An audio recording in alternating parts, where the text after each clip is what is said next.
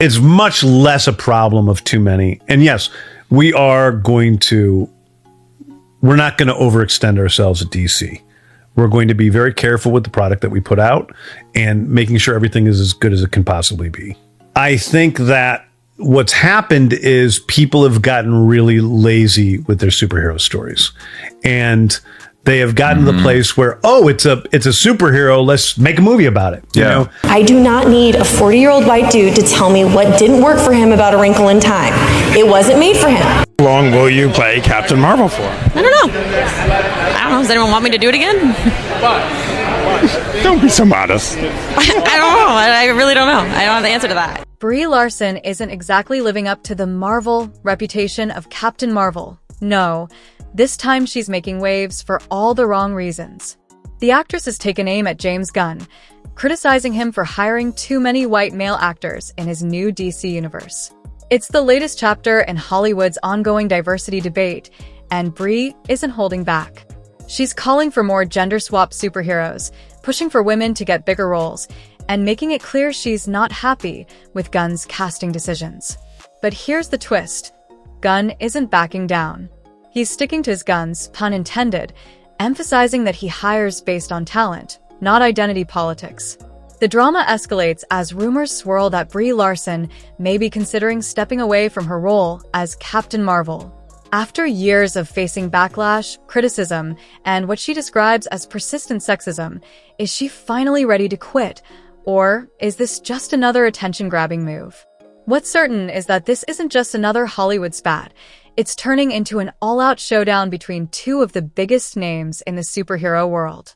Fans are divided, insiders are buzzing, and the future of both the MCU and the DCU could be impacted by how this plays out.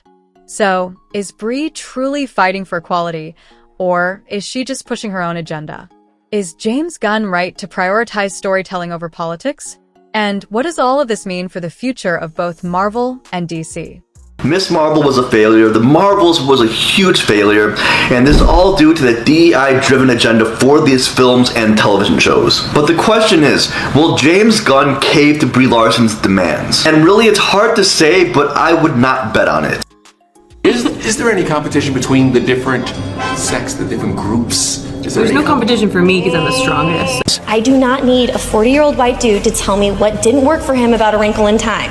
It wasn't made for him. So it's just kind of like a different... Oh, you should let her think that, but... Yeah. It's not. As I've said before, it's just a fact. It's not a personal opinion. And it's not a reflection on what you can't do. But it is also kind of a reflection on all the It's just that you just know that stronger. But she's really smart, and but should we have a fight? And she can eat bacon. I feel like we're fighting business. right now. I think it's been an all-day thing. Covering. And she eats bacon.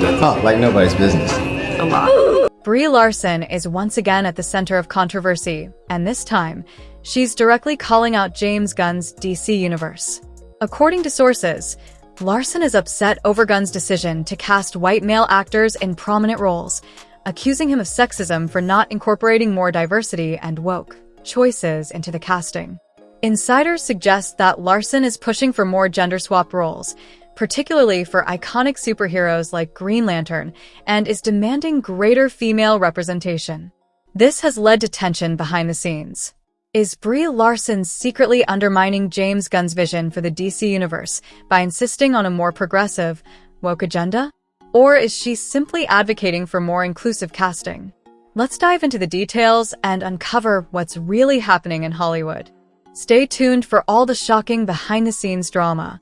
I do not need a 40-year-old white dude to tell me what didn't work for him about A Wrinkle in Time. It wasn't made for him. Some fans interpreted these comments as anti-male and anti-white and launched online campaigns to boycott the movie and lower its ratings. Well, if you're a fan of the MCU, you'll most likely recognize the actress for playing Captain Marvel, and it's safe to say that audiences were not exactly thrilled with the casting choice. People really took issue with the way she portrayed Carol Danvers, many claiming that her performance came off as too nonchalant for the situations that her character was being put in, and claimed her acting was too flat. Add that to the fact that Captain Marvel was originally a a man in the comics, so the casting choice made it seem like Marvel was happy to change the entire gender of a character just so they could garner favor with female audiences. But most of the hate against Larson came after her infamous comments at a 2018 press conference when she said, quote, "I don't need a 40-year-old white dude to tell me what didn't work about A Wrinkle in Time. It wasn't made for him." She later tried to clarify her statement, but by that point it was almost impossible to quell the public outrage against her, as it looked like she had already alienated a large majority of the Marvel audience. Isn't that a boy? It's supposed to be the first female-led The first Marvel female? movie. Yeah, I mean, So would I be playing a man? No, a woman. Captain Marvel. I was like, this is interesting. I'm kind of into it. I thought I was always forever going to be stuck playing female roles, but I'm down to play Chris Evans. Oh wait, no, Chris Evans is Captain America. Brie Larson's outrage seems less about advocating for true representation and more about pushing a divisive, woke agenda that risks alienating both fans and critics. What's particularly interesting is that she's not simply asking for more diversity, which many would support, but rather actively attacking James Gunn for casting talented actors simply because they happen to be white and male. The real question here is, when did hiring someone based on merit, rather than identity politics, become a crime? The controversy deepens when we realize Larson isn't just calling for inclusion. She's demanding that iconic characters like Green Lantern be gender-swapped to fit her narrative. This raises major concerns. It's not about adding something fresh to the table. It seems more like an effort to tear down what's already working. Larson's crusade appears to be less about true equality and more about reshaping Hollywood and her image. In her eyes, if a cast isn't filled with gender-bending, woke-friendly characters, it's a failure. Let's not forget Larson's history. From her highly criticized comments during the Captain Marvel press tour to her continuous complaints about the lack of female-driven stories, she has positioned herself as Hollywood's woke warrior.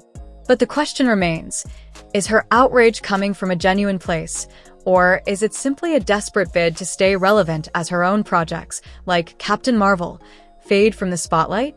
Larson's calls for more woke representation often come across as performative, focused more on ticking diversity boxes than on delivering compelling stories. This approach risks alienating the very fan base these franchises rely on. Fans don't want forced representation. They want engaging stories, regardless of whether the lead is male, female, white, black, or green. By pushing this woke agenda, Larson may be not only damaging her own reputation but also contributing to the decline of major franchises. Look at Marvel's Phase 4, for example, where woke-driven storytelling sidelined character depth in favor of political agendas, leading to a financial disaster. Could DC be next on the chopping block?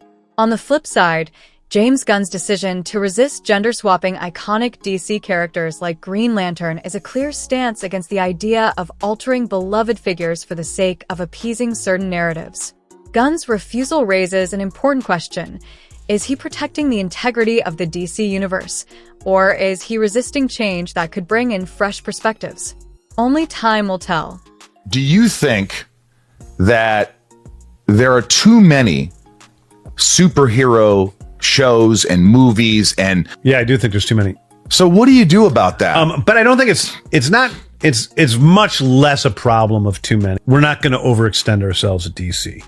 We're going to be very careful with the product that we put out and making sure everything is as good as it can possibly be. I think that what's happened is people have gotten really lazy with their superhero stories.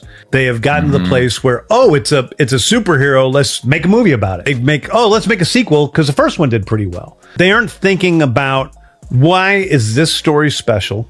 What makes this story stand apart from other stories? Why is this character important? What makes this story different that it fills a need for people in theaters to go see? People have gotten a little lazy, and there's a lot of, biff pow bam stuff happening in movies. And like, I'm watching third acts of superhero films where I really just I don't care about the characters. Right. And it's and they've gotten too generic. I like to see these different types of stories as opposed to seeing the same story told over and over again. Right. I don't know how many times I don't want to go off on anything. No, you're not. The answer is as simple as it is controversial.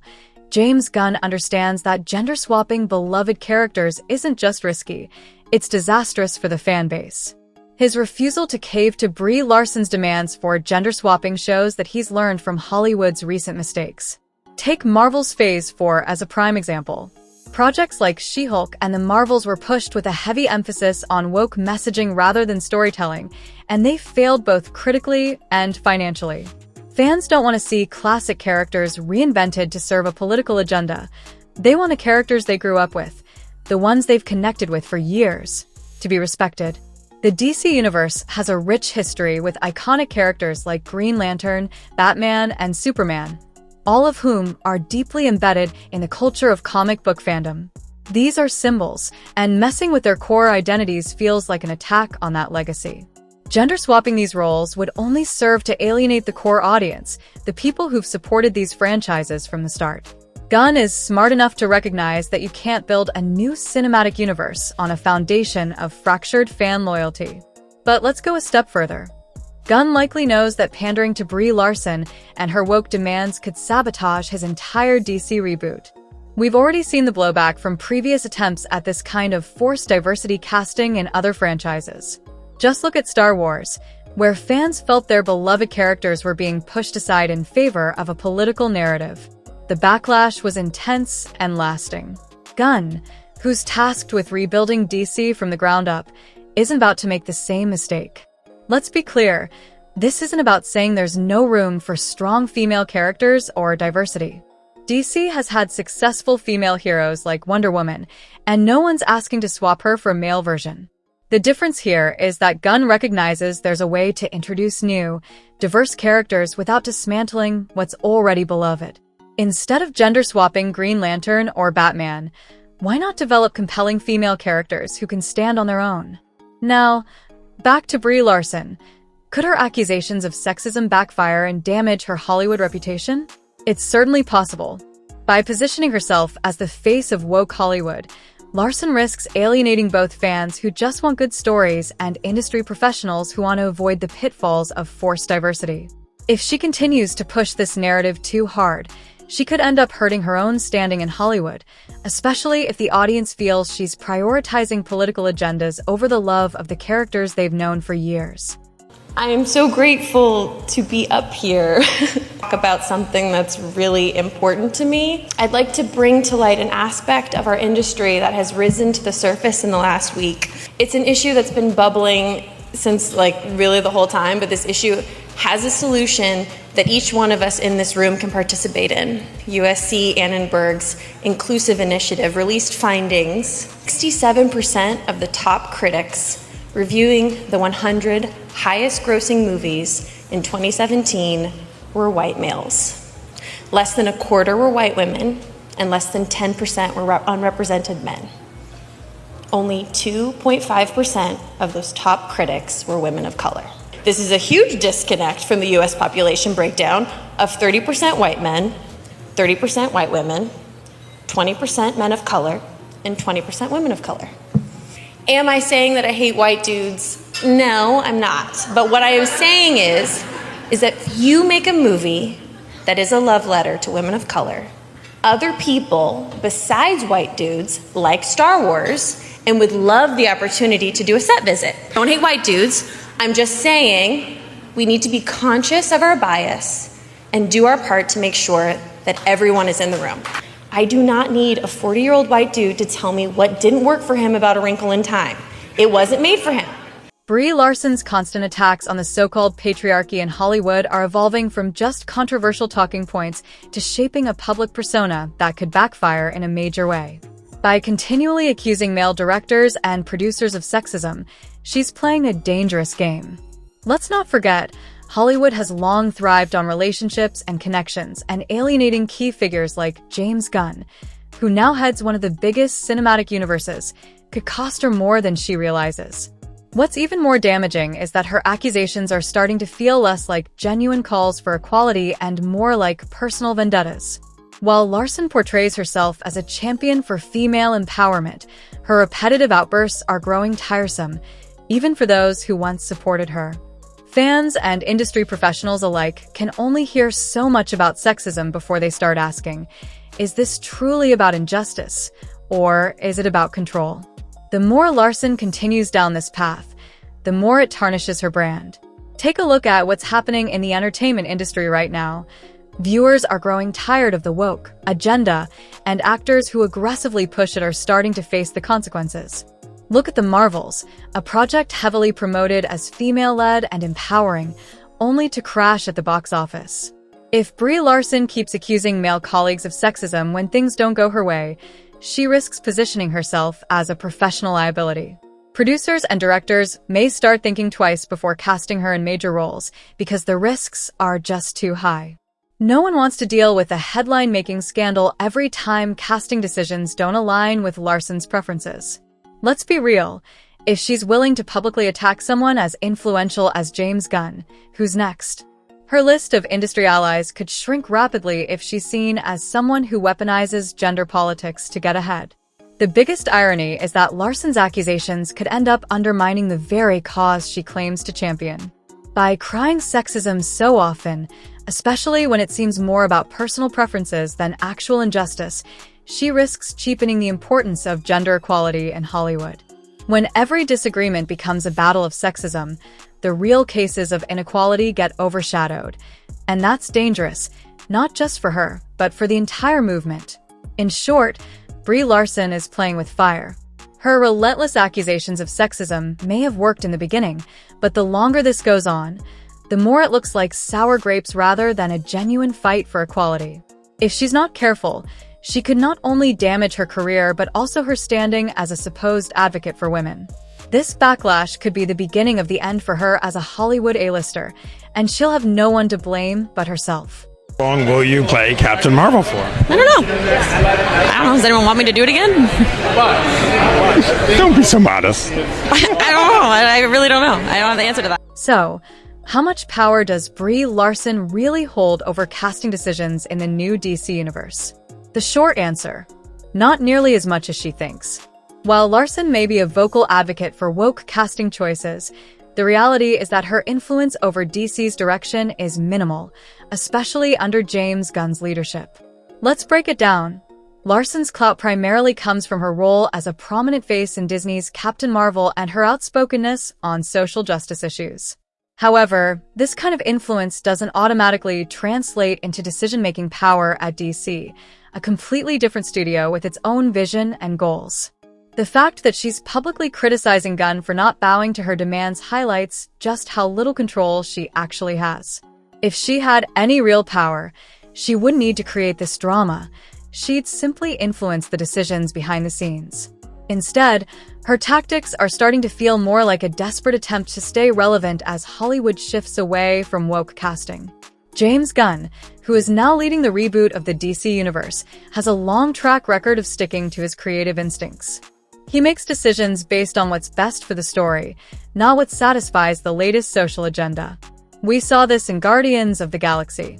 Gunn isn't afraid to take risks or defy conventional expectations, but those risks are always grounded in character development and storytelling, not political messaging. Brie Larson's demands for gender-swapping iconic characters like Green Lantern don't seem to faze him. In fact, Gunn's resistance to her woke-driven agenda suggests that he's committed to steering DC away from the mistakes that plagued Marvel's Phase 4. Another factor to consider is that Larson's star power isn't what it once was. Captain Marvel may have been a financial success, but it didn't cement her as an untouchable A-lister. Her rigid stance on political correctness has alienated large portions of her fanbase, and she's quickly becoming more known for her off-screen controversies than her on-screen performances. With the failure of projects like The Marvels and the negative reception to her public comments, her leverage in Hollywood is quickly waning. Directors and producers may soon see her as more of a liability than an asset, someone who generates bad press and division rather than excitement and box office success. In the DC universe, her influence seems even weaker. Unlike Marvel, where she had a central role as Captain Marvel, Larson has no established position in DC. She's an outsider trying to force her way in, and it's clear that James Gunn has no intention of letting her or anyone undermine his creative vision. Gunn knows what worked for DC in the past, and gender-swapping iconic male characters just to appease a vocal minority isn't part of that formula.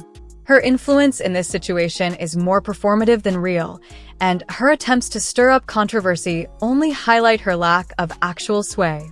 Gunn is the one in control here, and as long as he sticks to what fans want, authentic characters and great stories, Larson's woke demands will continue to fall on deaf ears. It's becoming clear that the days of actors dictating creative decisions based on political agendas are numbered, and Brie Larson is finding herself on the losing side of this battle. With these dramatic developments unfolding, people are starting to ask, has the woke agenda officially failed in Hollywood, and is DC the next battleground? Time will tell, but right now, it's clear that James Gunn is determined to chart his own course, and Brie Larson's attempts to push a political agenda won't steer him off track. DC, under Zaslav, who took over Warner Brothers, they've announced that they're going to stay away from politics. They want to make good movies. They want to make good comic films without trying to put an ideology on it, without trying to lecture the audience and push an agenda upon them. They just want to entertain. It's hard to deny that the woke agenda has already suffered some significant setbacks, and yes, DC could very well be the next major battleground in this cultural war. Hollywood's recent obsession with pushing woke narratives over solid storytelling has led to one box office failure after another. Projects like The Marvels, She-Hulk, and even Eternals tried to force politically correct, identity-driven storylines at the expense of what audiences actually care about: compelling characters and gripping plots. The result? Financial disasters and growing backlash from fans who are tired of being preached to instead of entertained. Now, with DC under James Gunn's leadership, we're seeing a critical moment. If Gunn holds the line and resists the pressure from activists like Brie Larson to gender-swap iconic characters or fill the screen with woke-friendly casting choices, DC could emerge as the antidote to the failures of woke-driven cinema. This is a huge opportunity for Gunn and DC to set themselves apart from what has become the norm in Hollywood. The decline of the woke agenda is undeniable. Disney, once the poster child for these initiatives, has faced public backlash and massive financial losses. As mentioned earlier, Marvel's Phase 4 tanked, and the insistence on pushing woke themes was a major reason why. Kevin Feige and Bob Iger have been forced to reconsider their strategy after losing billions. Marvel's recent announcements show a clear pivot away from the heavy-handed messaging that sank their recent projects. If Disney, the king of global entertainment, can't make it work, what does that say about the future of woke Hollywood? This is where DC comes in. With James Gunn at the helm, they have a real shot at reclaiming what fans loved about superhero films in the first place: classic characters, epic stories, and universal themes. If they can avoid the pitfalls that Disney fell into, DC could become the studio that fans rally around as an alternative to the tired, woke content they've been bombarded with for years. The stakes couldn't be higher, but make no mistake, DC is already under fire from activists like Brie Larson, who see this as a battleground to push their agenda. The pressure to gender swap or shoehorn in woke narratives isn't going to disappear overnight. Larson's criticism of Gunn for hiring too many white male actors is just the beginning, and this fight will likely intensify as DC moves forward with its reboot. The question is, will Gunn stay strong and focus on quality storytelling, or will he cave to the woke mob? Ultimately, if Gunn and DC can successfully resist the pressure and deliver movies that respect the source material and focus on great stories, it could signal the final nail in the coffin for woke Hollywood. The industry is at a tipping point, and DC is positioned to lead the charge away from the failed woke experiments that have driven fans away in droves. The failure of the woke agenda is becoming more apparent by the day, and with the right moves, DC could not only survive but thrive in this new era of entertainment. It's a battleground for sure, but the tide is turning, and the fans are ready for something better. Will DC be the studio that finally gives it to them? Time will tell, but all eyes are on James Gunn now. Experts predict The Marvels is going to flop due to a lack of hype. Well, they're absolutely not wrong, but it's more than just a lack of hype. It's a lack of hype. It's a lead actress in Brie Larson that is absolutely insufferable. It's a bunch of characters that nobody really cares about, nor did they ask for. And it's a movie that's coming out when all superhero movies and shows have had such a steep decline over the last few years. My guess is this movie's going to lose like $150 million for Marvel Studios. what Superman is going to be when that comes out. We want Peacemaker to be different from that, dealing with lanterns. It's a connected universe. David Corn Sweat is going to blow people the away. He's the best physical action star I've probably ever worked with. Won't be too long before we see a trailer, but it's also not going to be. Finally, will this feud between Brie Larson and James Gunn shape the future of superhero movies? It absolutely could, and in ways that might surprise even Hollywood insiders. This clash between one of the loudest voices in the woke movement and one of the most influential creative minds in the superhero genre has the potential to shift the entire landscape of superhero films moving forward. Let's be clear, this isn't just a personal beef between two high-profile figures. It's a battle between two competing visions for the future of the genre. On one side, you have Brie Larson, who is pushing for a Hollywood centered around political correctness and identity-driven casting. Her demands, like gender-swapping iconic characters and placing representation above storytelling, are the loudest echoes of the woke agenda that has dominated Hollywood in recent years. On the other side, you have James Gunn, who has made it clear that his priority is respecting the source material and telling great stories, regardless of the woke pressures that surround him. This feud has already put a spotlight on the deeper divisions in Hollywood. For years, the industry has been torn between those who want to prioritize woke messaging and those who believe the focus should be on creating content that resonates with fans, no matter the political implications. The results speak for themselves. Woke-driven films have consistently underperformed, while movies that put storytelling first, like Deadpool and Joker, have broken box office records. James Gunn seems to understand this, and his refusal to give in to Larson's demands speaks volumes about the future direction of DC and possibly the entire superhero genre. What's more interesting is how this feud could define the next generation of superhero films. If Gunn's strategy works and DC manages to revive its franchise without falling into the same traps that Marvel did with its woke Phase 4, we could see a major shift. Other studios might finally realize that bending to political correctness isn't what the majority of moviegoers want. Fans are tired of being lectured by Hollywood elites like Brie Larson and are yearning for movies that simply entertain, with characters they recognize and love. On the flip side, if Larson's criticisms gain traction and DC's projects falter, it could embolden woke activists in Hollywood to double down on their demands. However, that seems unlikely given the public backlash against woke storytelling. Audiences are becoming more vocal in pushing back against Hollywood's obsession with identity politics, and the success of more traditional superhero narratives is only strengthening this pushback. The outcome of this feud will likely set the tone for the next decade of superhero films. If Gunn's DC universe flourishes, it could signal the end of woke-driven content as the dominant force in the genre. Studios would likely follow his lead, returning to a focus on stories that appeal to fans rather than trying to appease activists. On the other hand, if woke voices like Brie Larson's continue to dictate casting and storytelling, we could be headed for more box office failures and fan alienation, as we've seen with Marvel's recent struggles. Ultimately, this feud is about more than just personal differences. It represents the larger ideological war going on in Hollywood right now. And in the case of superhero films, which remain some of the most profitable and popular in the world, the stakes couldn't be higher. This showdown between Brie Larson and James Gunn could very well shape the future of the entire genre. If Gunn's approach wins out, we might just see the end of Hollywood's woke era in favor of films that fans can truly rally behind. And there you have it, folks. Brie Larson's war against James Gunn isn't just another Hollywood spat. It's a clash of two worlds.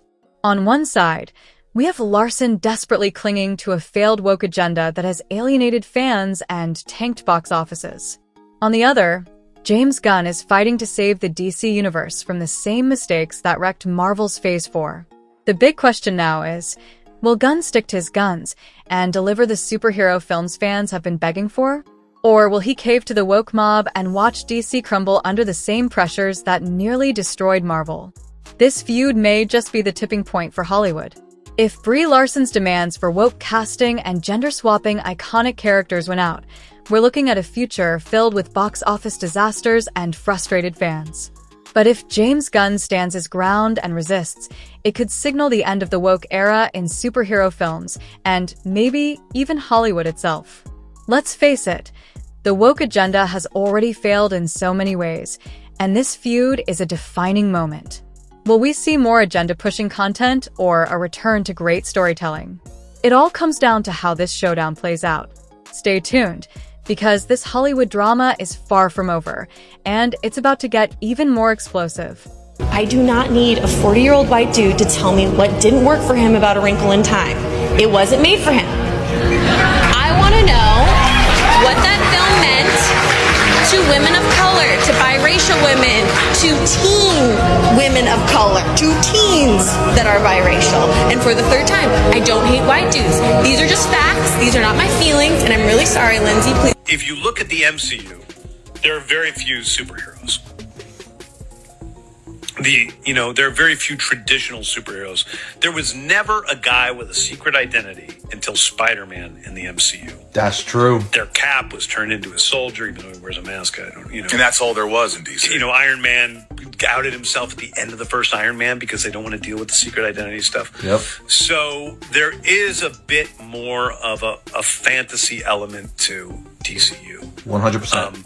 Because they're these larger-than-life superheroes. Oh boy, here we go again. Brie Larson is back in the headlines, and this time, things are getting messy. Imagine sitting at a family dinner when someone brings up that one topic that gets everyone fired up. Yep, that's the vibe we're getting right now. Brie Larson, the star of Captain Marvel, is making waves by allegedly calling out James Gunn for hiring too many white male actors in his new DC universe.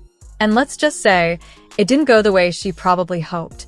Fans are divided, Hollywood is buzzing, and everyone is asking, is Brie genuinely fighting for equality, or is this just another attempt to push her personal agenda?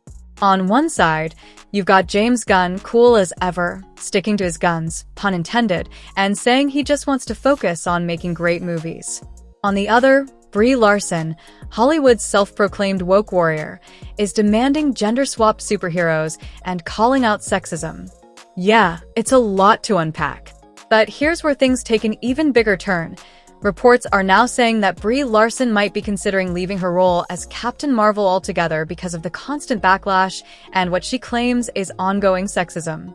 Whether she actually steps down or not, it's clear that the pressure is mounting, and her position in Hollywood is more uncertain than ever. It looks like things are about to get even more heated in this already tense situation. Will you play Captain Marvel? I don't know. Does anyone want me to do it again? Don't be so modest. I don't know. Brie Larson's reportedly disillusioned with the Captain Marvel character following fan backlash. This is a report here from Screen Rant. Captain Marvel actress Brie Larson could be leaving the character behind soon, as a new report claims that the MCU actress is disillusioned with the role. Her first movie as Carol Danvers was a big success, grossing over $1 billion worldwide, but many toxic groups emerged to attack the movie and Larson, and the hurtful comments have not stopped since. Now, new information suggests this could be the final movie for Larson as Captain Marvel. So, this is from the MCU, the reign of Marvel Studios.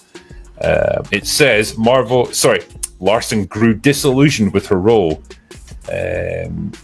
Marvel Studios put Brie Larson in a prominent place in the MCU. I don't know if Brie Larson was the wrong person for the role necessarily, but the toxic backlash means that Brie Larson doesn't want to play Carol Danvers anymore. Brie Larson stepping into the role of Captain Marvel was a pivotal moment for Marvel Studios.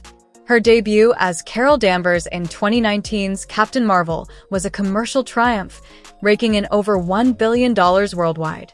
However, while the movie soared at the box office, it faced turbulence in the form of relentless online criticism and backlash from certain groups. Despite the film's success, Larson reportedly grew increasingly frustrated with the role over time. According to MCU, The Reign of Marvel Studios, a behind-the-scenes book that delves into Marvel's inner workings, Larson's enthusiasm waned as she faced continued negativity.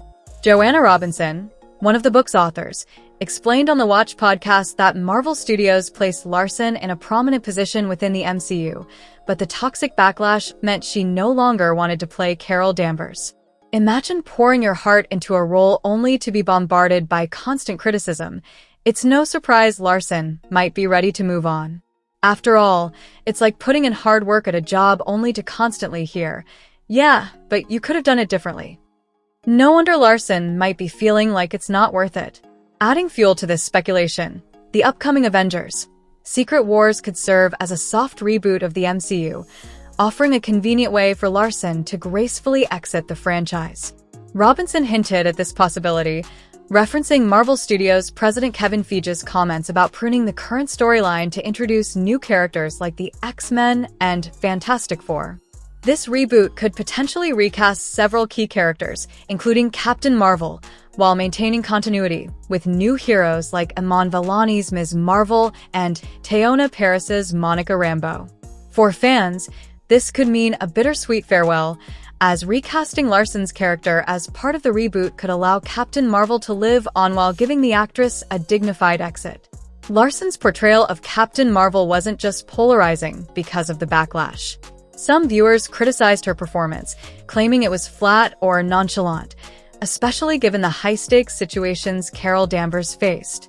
And let's not forget that Captain Marvel was originally a male character in the comics, which added another layer of controversy. Some detractors accused Marvel of gender-swapping purely for the sake of appealing to modern audiences, which further divided opinions on the film. The controversy surrounding Captain Marvel continued to simmer when Larson stirred the pot during a 2018 press conference. In one of her most infamous statements, Larson declared, "I don't need a 40-year-old white dude to tell me what didn't work about A Wrinkle in Time." It wasn't made for him. The backlash was swift and intense, with many perceiving her comments as anti-male and anti-white, sparking online boycotts and campaigns to lower her movie's ratings. Larson later attempted to clarify her remarks, stating that she was simply advocating for more diverse voices in film criticism, but by then, the damage had already been done. The public reaction was sharp, with many feeling alienated by her stance. Critics argued it was one thing to ask for more inclusion, but another to dismiss an entire demographic based on their identity. Despite the backlash, Larson didn't back down. She doubled down on her advocacy for more representation in Hollywood, positioning herself as a vocal critic of the industry's lack of diversity. While some applauded her for using her platform to champion social justice, others felt she was more focused on scoring political points than improving the storytelling in films. In summary, Larson's journey as Captain Marvel has been anything but smooth. From being hailed as a box office savior to facing relentless criticism and toxic backlash, it's no wonder reports suggest she might be ready to leave the role behind. Whether or not she stays, one thing is clear: Brie Larson has left an indelible mark on the MCU, for better or worse. You're going to want to see this video to see how Marvel and Captain Marvel has taken another L. So Marvel has canceled Captain Marvel yet again. Of course, what I'm talking about, Carol Danvers' Captain Marvel. You know, the Captain Marvel that Disney is trying to push extra hard, right? I'm not talking about the good Captain Marvel, right? Because a lot of you don't know this. Captain Marvel originally was a dude named Marvel. And this is him right here.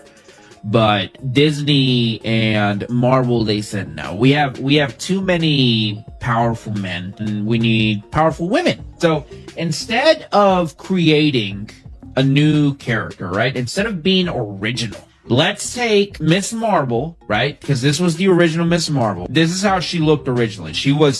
This is her, right? Now, is this not something you would want to watch on TV, live action? You know what I mean? But anyway, this was Miss Marvel, and they said no. She's no longer Miss Marvel. That is beneath her. That is sexist. Look at her looking like this. No, we can't have that. She is now going to be the new Captain Marvel, and this is who we got now. She is powerful. She is ferocious, right? She is... There was no script to read. There wasn't even, it wasn't all fleshed out yet with the Captain Marvel solo film either. So it was just kind of finding our way, but it was a good group of people to figure it out with, right guys? Yeah. Wasn't it fun being there for all my extra takes? Signed you up. You accepting? You're like, No. There was definitely a hazing period. I think I'm still in it. She's still in it. Still in it? Yeah. And it's good because we actually get to kind of play with that. We do anyway, for sure. In the scene itself when she kind of shows up. So I did all my stunts. I did my stunts because I thought that's what everyone did, and then Tom Cruise, I mean. No, I'll be the first me, not the next Tom Cruise. Thank you very much. Wow, I mean, he does his own stunts, No, we all do stunts. Yeah. There's no competition for me because I'm the strongest, so it's just kind of like a different. Oh, yeah, should let her think that, but yeah. It's not. As I've said before, it's not. Despite Captain Marvel grossing over $1 billion globally and cementing itself as a financial success, Brie Larson's journey in the Marvel Cinematic Universe, MCU, has been far from smooth. While the movie achieved commercial triumph, it faced significant backlash from certain segments of the fan base. Many viewers criticized Larson's portrayal of Carol Danvers, claiming her character was too stiff and lacked the emotional depth required for a hero in high-stakes moments. Critics argued that her performance came off as detached, which may have alienated some audiences, particularly in a role where more dynamic acting could have resonated better. The controversy wasn't solely about her acting, though. From the moment Larson was cast as Captain Marvel, a vocal part of the fanbase opposed the decision. These critics pointed out that the original Captain Marvel in the comics was male and felt that the gender swapping of the character was a deliberate attempt to cater to modern social narratives rather than staying true to the source material. This debate fueled resentment and set the tone for a polarized reception from the get-go. Things escalated when Larson made headlines during the Captain Marvel press tour with an infamous remark that would stick with her for a long time. In a discussion about the lack of diversity in film criticism, Larson stated, "I don't need a 40-year-old white dude to tell me what didn't work about A Wrinkle in Time." Though her comment was intended to highlight the need for more diverse perspectives in film criticism, it was widely interpreted by many as anti-male and anti-white. The backlash was swift and intense, with many accusing Larson of dismissing an entire group of people based on their demographics. Despite Larson's attempts to clarify her remarks and explain her intentions, the damage had already been done. She quickly became a polarizing figure in Hollywood, and her stance was seen by some as more about promoting a political agenda than about fostering meaningful change. This constant public backlash seems to have taken its toll on Larson. Sources suggest that the relentless negativity surrounding her portrayal of Captain Marvel has left her disillusioned. As a result, there are reports that she may be considering stepping away from the role entirely, feeling drained by the toxicity of the online environment and the constant scrutiny. With Marvel Studios potentially planning a soft reboot of the MCU, there may be a natural opportunity for Larson to exit the franchise gracefully, giving the MCU a chance to bring in fresh faces and avoid further controversy. If Larson does bow out, it could be a bittersweet moment for fans who appreciated her performance in the role despite the drama. However, it could also mark the end of a chapter for Captain Marvel in the MCU, allowing the character to continue while giving Larson a dignified exit from a role that, for all its financial success, has been emotionally and professionally taxing for her. The question remains, will Larson step away, and what direction will the MCU take as it moves forward? Time will tell, but this period of uncertainty is undoubtedly a significant moment in the evolution of the MCU and its handling of beloved characters. We didn't need you to come back dressed sexier, back in the tank top, being really smooth in heels. And I had to make the decision of like, I'm broke, I need a job. What's it gonna hurt to wear a jean miniskirt, but also makes me uncomfortable being told how to dress sexily for a group of men. And so I did it all except there were sneakers. And because I was like, heels don't feel sexy, sneakers do, so I did that. But I showed up and every girl in the waiting room was wearing a tank top and a skirt and heels. And I was like,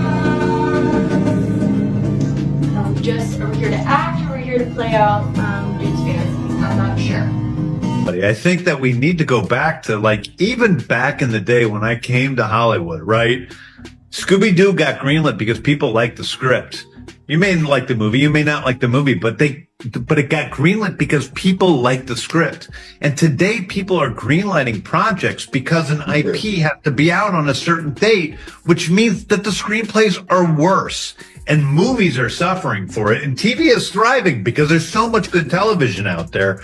And movies are just really suffering. And it's not because people don't want to go to the box office. It's not because, people don't care about that format anymore. It's because the movies aren't as good. And it all comes down to the writing, And to have a director out there, shooting his heart out and trying his best with something that doesn't have a third act, it's just self-sabotage. And we got to quit doing it as an industry. The latest drama surrounding Brie Larson has placed her back in the spotlight, this time in the context of James Gunn's leadership at DC Studios. Reports suggest that Larson is unhappy with Gunn's casting decisions, particularly accusing him of favoring white male actors and not doing enough to promote gender diversity in the new DC universe. Allegedly, she's pushing for gender-swapping iconic characters like Green Lantern to increase female representation. However, many critics of Larson's approach argue that while diversity is undoubtedly important, her focus on altering well-established characters seems more like a personal agenda than a genuine attempt to create meaningful change. Instead of advocating for new, original female characters to be introduced, Larson appears fixated on revising existing ones, which risks alienating longtime fans who value faithfulness to the source material. For these fans, it feels less about representation and more about rewriting history to fit a modern political narrative. James Gunn, who has proven successful with Guardians of the Galaxy and now co-heads DC Studios, takes a different approach to casting. Gunn has been vocal about his belief that storytelling and character development should be prioritized over social messaging. In a recent discussion about casting Wonder Woman, Gunn made it clear that he hires based on talent and professionalism, not identity politics. He humorously responded to fan suggestions for a taller actress to play Wonder Woman, noting that finding someone 6 feet 5 inches would be a challenge, and pointed out that actress Gwendolyn Christie, who is frequently suggested for such roles, would still be shorter than David Corenswet, the actor playing Superman in DC's upcoming reboot. Gunn's response not only showcased his lighthearted nature, but also emphasized his commitment to hiring the best actors for the job, regardless of their fame or identity. It's not about fairness. It's about telling the best stories possible, he explained.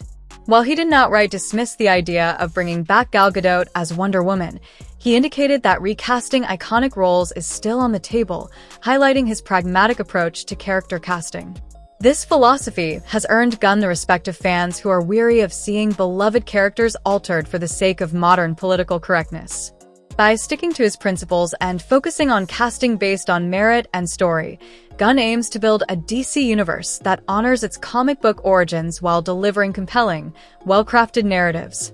In contrast to Larson's call for gender-swapped versions of classic heroes, Gunn's commitment to authenticity, character-driven stories, and professional casting reflects a more balanced and thoughtful approach to the future of DC films. If this approach resonates with fans, it could help DC separate itself from the divisive narratives that have plagued other franchises and bring superhero cinema back to its roots of creating memorable, iconic characters and stories that audiences truly connect with. Hi, I'm Brie Larson, and this is my Wired autocomplete interview. Well, that's awkward.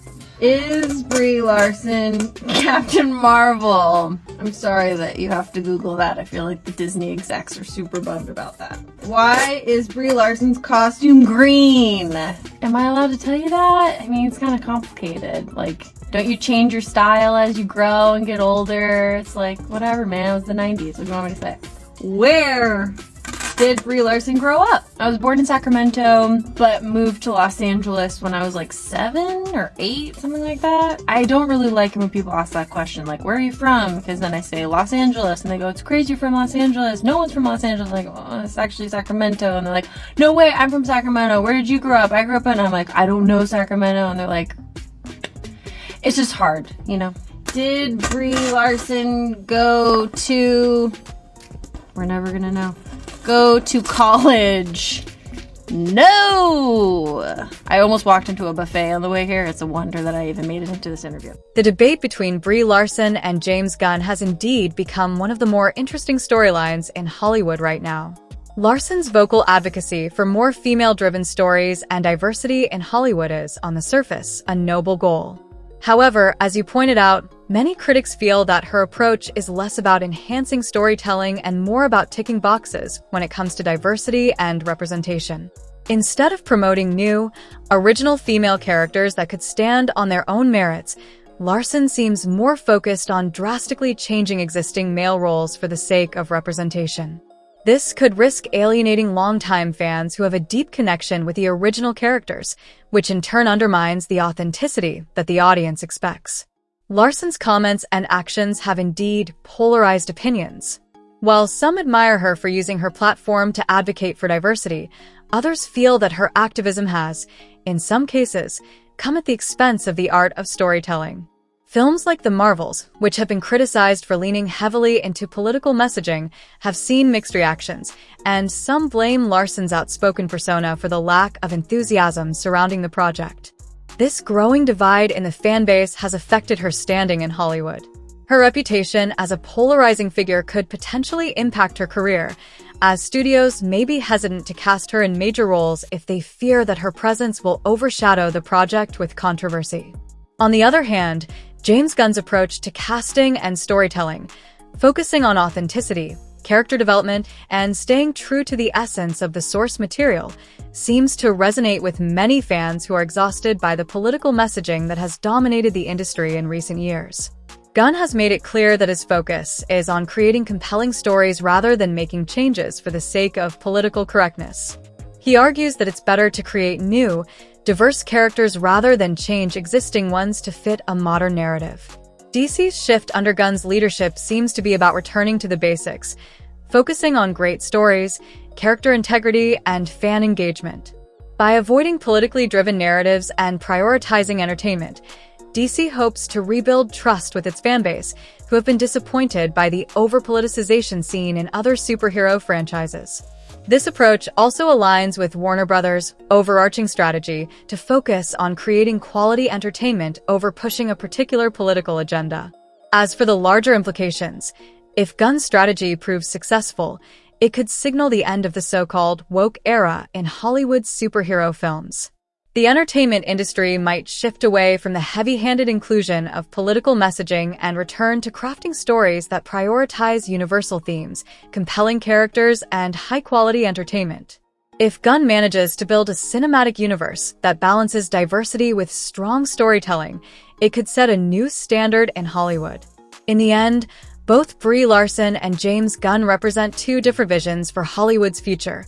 One focused on making sweeping changes to existing characters in the name of inclusivity, and the other on staying true to the heart of the stories and characters that fans love.